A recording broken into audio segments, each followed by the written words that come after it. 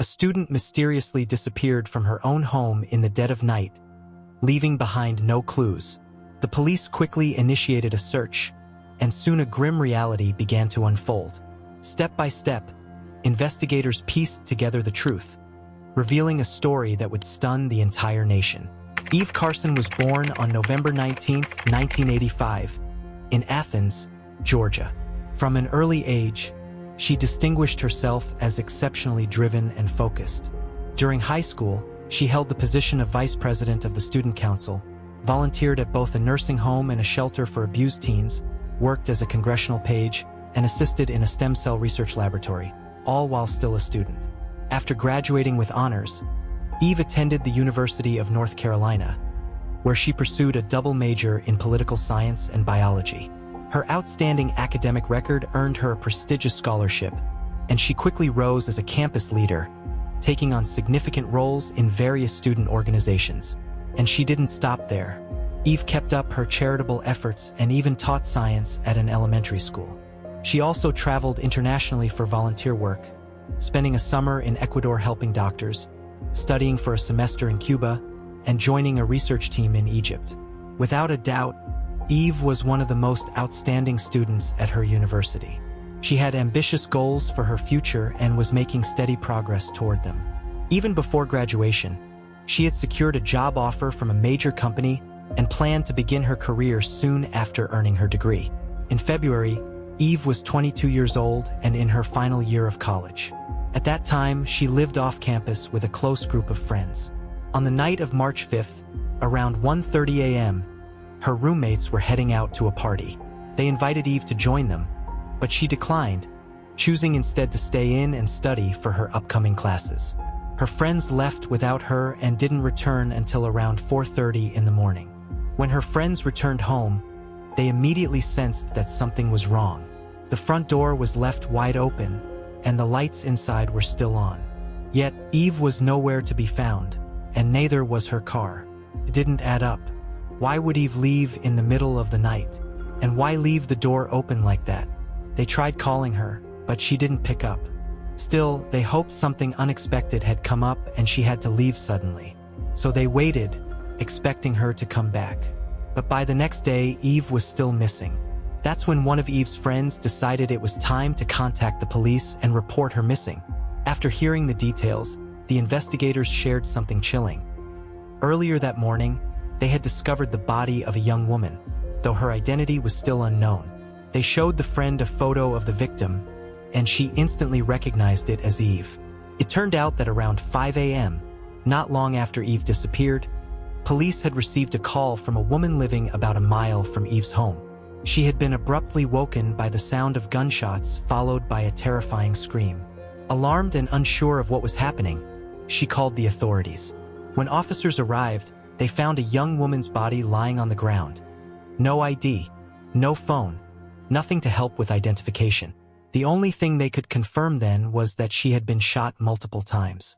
After Eve's friend confirmed her identity, detectives interviewed her roommates and reconstructed a rough timeline. At 1:30 a.m., Eve was at home studying, but by 5 a.m., her body was found just a mile away. The pressing question became, how did she end up there and who was behind it? Since her car was missing, investigators began to suspect a robbery. This theory gained weight when a search of her room revealed her wallet and credit cards were missing, and they weren't found anywhere near the body either. Medical examiners confirmed there were no signs of sexual assault, ruling out that as a motive. Checking her phone records, police saw her last signal came from a cell tower near a highway just outside town, but the phone itself was never recovered. It seemed the killer had discarded it somewhere in the woods. Then, the detectives received their first significant lead. A car matching Eve's description was discovered abandoned just a few miles from her home. Authorities quickly sent the vehicle to forensics for fingerprinting and DNA testing. Meanwhile, detectives made another important discovery.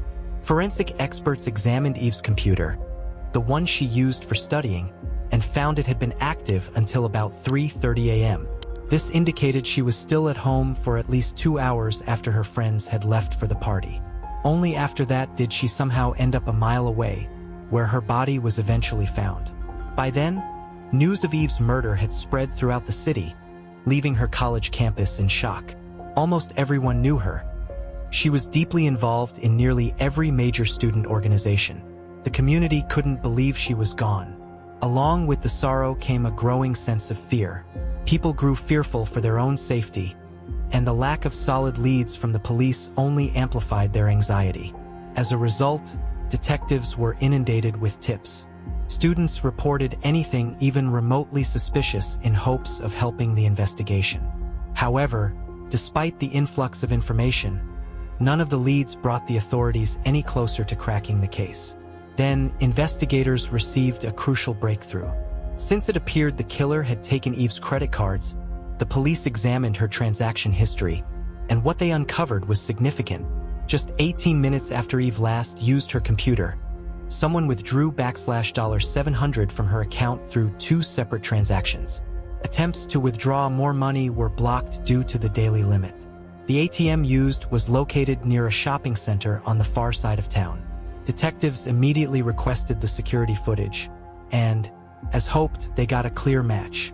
The footage revealed a man sitting inside Eve's car, using her card at the ATM. In the back seat, there appeared to be another person. Investigators suspected it might have been Eve herself, but the image quality was too poor to confirm. Forensic experts attempted to enhance the video for a clearer look, but their efforts proved unsuccessful. Meanwhile, police discovered that the suspect had attempted to use Eve's card at multiple other ATMs across the city, though none of those machines were equipped with surveillance cameras. This pattern continued until March 7th, when authorities received another alert about an attempted withdrawal.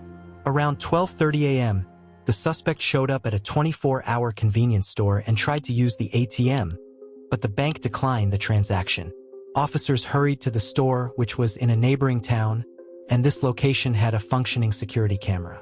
Reviewing the footage from that night, they saw someone attempting to use Eve's card, but in a surprising twist, it was not the same man seen in the earlier ATM video. Investigators now had to entertain the possibility that more than one person was involved in Eve's murder, or that the killer had handed her card off to an accomplice. They tried to identify the second suspect, but, like before, the surveillance footage was too grainy to make a clear match. So, detectives turned to the public for assistance, releasing both images from the security cameras to the media in hopes that someone might recognize the individuals. Since the case had already drawn widespread attention in the community, the police station was soon flooded with tips. Yet none of these leads brought authorities any closer to apprehending Eve's killer. Everything changed on March 12th, when an anonymous caller came forward with a promising tip. The caller claimed to recognize the man in the second surveillance video from the convenience store and identified him as Demario Atwater. Detectives began investigating Atwater's background and uncovered some troubling details. At only 21 years old, he already had an extensive criminal history, including multiple arrests for robbery, assault, drug offenses, and other crimes. Although he had served time in jail, he had also been released early on several occasions.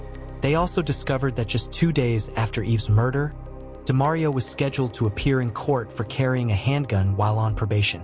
Authorities reviewed old mugshots of Atwater and matched them against the convenience store footage, confirming the striking resemblance. It was clear they had the right person. Further, they learned Demario lived close to the store, prompting detectives to go straight to his residence. During questioning, Demario denied any involvement in the murder, but the surveillance video provided enough cause to take him into custody. As the investigation continued, police discovered that Demario was frequently communicating with a 17-year-old named Lawrence Lovett, who already had his own criminal record despite his young age. When detectives reviewed Lawrence's mugshots, they immediately recognized him as the person driving Eve's car in the first ATM footage. However, unlike Demario, Lawrence resisted arrest, barricading himself inside his home, forcing law enforcement to call in SWAT. When officers finally apprehended him, Lawrence also denied any involvement. Both suspects were then charged and held in custody awaiting trial. With neither willing to cooperate, investigators turned to building their case through other means. Cell phone data revealed something significant. On the night of Eve's murder, both suspects' phones connected to a cell tower near her neighborhood, despite them living in a different city. Detectives suspect that DeMario and Lawrence randomly targeted Eve, simply searching for someone to rob and noticing she was home alone late at night. Based on the ATM withdrawals, it appears they forced her to drive with them to several locations where she handed over her card. After hitting the $700 daily withdrawal limit, they took her out to a wooded area on the outskirts of town, where they ultimately murdered her. Given the brutality of the crime, prosecutors declared their intention to pursue the death penalty for DeMario. Lawrence's situation was more complex. Since Lawrence was a minor, the harshest penalty he faced was life imprisonment. Aware that the evidence might not be strong enough to secure a conviction alone, prosecutors made a calculated offer to DeMario: plead guilty in exchange for removing the death penalty threat. DeMario accepted the deal and confessed that he and Lawrence went out that night planning to commit a robbery and make quick money. He explained that Lawrence had called him, suggesting they target someone on the university campus. While driving through a neighborhood, they noticed Eve through a window in her house, and that's when they acted. Armed with their guns, they broke in and forced her into her own car. They then drove to several ATMs, attempting to withdraw as much money as possible. Throughout the ordeal, Eve pleaded with them to let her go, promising she wouldn't say a word. She just wanted to get home, but they had different plans. According to DeMario, they decided to kill her because she had seen their faces, despite never trying to conceal them. Ultimately, they took her to a deserted street and shot her multiple times with 2 guns. DeMario also shared something deeply heartbreaking. Just before they killed her, Eve asked them to pray with her. Instead of showing any mercy, they coldly shot her down. In April 2010, 2 years after the murder, DeMario was found guilty. Thanks to his plea deal, the judge sentenced him to life in prison instead of the death penalty, plus an additional 30 years. After the verdict, DeMario turned to Eve's parents, apologized for his actions, and admitted he deserved the punishment he received. Meanwhile, Lawrence refused to plead guilty, and his trial began in December 2011. Despite his lawyer's attempts to prove his innocence, DeMario's confession along with the overwhelming evidence led to Lawrence being found guilty and sentenced to life in prison. But his story didn't end there. In 2013, the State Court of Appeals overturned Lawrence's sentence, referencing a separate ruling that deemed life without parole for juvenile offenders excessively harsh and unnecessary. Consequently, he was granted a new trial.